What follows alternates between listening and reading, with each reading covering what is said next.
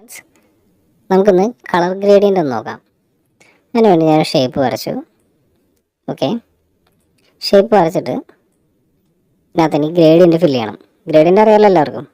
Okay, നമുക്കിവിടെ gradient ഉണ്ട്. Gradient swatch tool. Okay, G തന്നെയാണ് ഷോർട്ട് കീ. ഓക്കെ, ഗ്രേഡിയൻ്റ് എടുത്തിട്ട് ഞാൻ ജസ്റ്റ് ഒന്ന് അപ്ലൈ ചെയ്യാണ്. അപ്ലൈ ചെയ്തു. നമുക്കിതിനെ എഡിറ്റ് ചെയ്യണമെങ്കിൽ ജസ്റ്റ് ഗ്രേഡിയൻ്റ് എടുക്കുക. ഗ്രേഡിയൻ്റ് ഇവിടെ കണ്ടില്ല എങ്കിൽ നേരെ വിൻഡോയിൽ പോവുക, കളറിൽ വരിക. സ്വാച്ചസ് ഓൾറെഡി അവിടെ ഉണ്ട്. ഗ്രേഡിയൻ്റ് എടുക്കുക. ഓക്കെ, ഗ്രേഡിയൻ്റിൽ ഇതെല്ലാം നമുക്ക് കണ്ടു പരിചയമുള്ള കാര്യങ്ങളാണല്ലോ അല്ലേ. ഓക്കെ, പക്ഷേ നമുക്കിതിനകത്ത് കളർ അപ്ലൈ ചെയ്യണമെങ്കിൽ നമ്മൾ ആദ്യം ഒബ്ജക്റ്റ് സെലക്ട് ചെയ്ത് വെച്ചിട്ടുണ്ടായിരിക്കണം. അതൊന്ന്. പിന്നെ നമുക്കൊരു പോയിൻ്റ് സെലക്ട് ചെയ്യാം. സെലക്ട് ചെയ്തിട്ട് ജസ്റ്റ് ഒരു കളർ ക്ലിക്ക് ചെയ്താൽ മതി എന്നാണെങ്കിൽ അതവിടെ നടക്കില്ല. ഓക്കെ, അപ്പോൾ എന്താ ചെയ്യേണ്ടത് വെച്ച് കഴിഞ്ഞാൽ അതിനെ സെലക്ട് ചെയ്തിട്ട് നമുക്ക് എവിടെയാണോ കളർ അപ്ലൈ ചെയ്യേണ്ടത് അതിലേക്ക് ഈ സ്വാച്ചസിൽ നിന്ന് ഒരു കളർ എടുത്തിട്ട് ഇട്ട് കൊടുക്കാം. കണ്ടോ? ഓക്കെ, അതുപോലെ ഈ സൈഡിലാണെങ്കിലും ഈ സൈഡിലേക്ക് ഒരു കളറ് പ്ലേസ് ചെയ്തു. ഓക്കെ, ഇത് നമുക്ക് കളർ ആഡ് ചെയ്യണമെങ്കിൽ എക്സ്ട്രാ ആഡ് ചെയ്യണമെങ്കിൽ ജസ്റ്റ് ഒന്ന് ക്ലിക്ക് ചെയ്ത് കൊടുത്താൽ മതി, കളറ് ആഡ് ചെയ്യാം.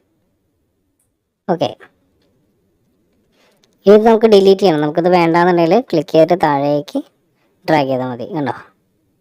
ഓക്കെ, അതുപോലെ ലീനിയർ എന്നുള്ളത് റേഡിയലാക്കാം.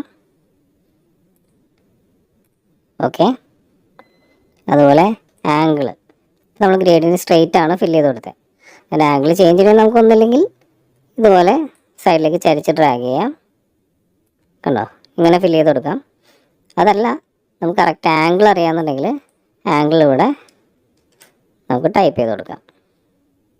ഓക്കെ, നമുക്ക് അതുപോലെ തന്നെ താഴെ ഗ്രേഡിയൻ്റ് ഫെദർ ടൂൾ ഉണ്ട്.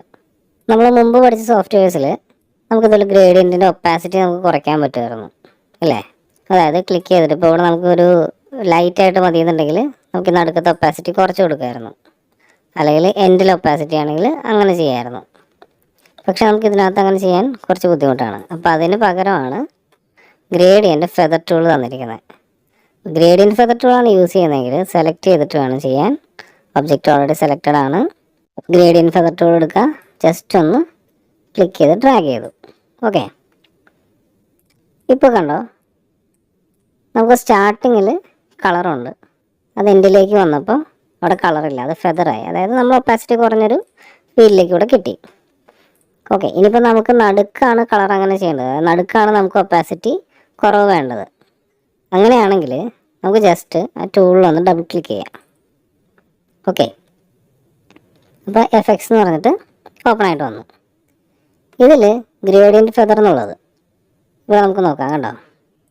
ഇപ്പോൾ ഫസ്റ്റ് പോയിൻ്റ്, ഈ ഒരു ഫസ്റ്റ് പോയിൻ്റിൽ 100 ആണ് ഒപ്പാസിറ്റി, ലാസ്റ്റ് പോയിൻ്റിൽ 0 ആണ്.